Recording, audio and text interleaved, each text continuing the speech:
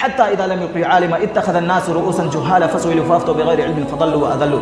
صحیح بخاری کی حدیث ہے میرے بھائیو کہ اللہ تبارک و تعالیٰ علم کو ایسے ہی نہیں اٹھائے گا بلکہ علماء کو اٹھا لے گا.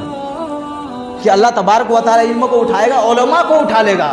لوگ جاہلوں سے ایک دوسرے سے فتویٰ پوچھیں گے، وہ خود بھی گمراہ رہے گا اور دوسروں کو بھی گمراہ کریں گے. فتویٰ کس سے جا کر کے پوچھیں گے لوگ؟ جاہل، ان پڑھ سے.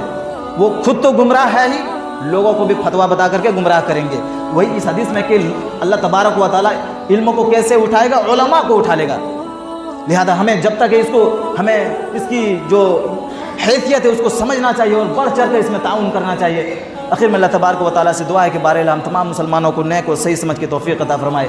بار الہ ہم میں سے جو مسلمان پریشان حال اللہ تو ان کی پریشانیوں کو دور فرما. اللہ جو مسلمان اس دنیا سے گزر چکے اللہ تو انہیں جنت الفردوس میں اعلیٰ مقام عطا فرما. آمین. وآخر دعوانا ان الحمد للہ رب العالمین.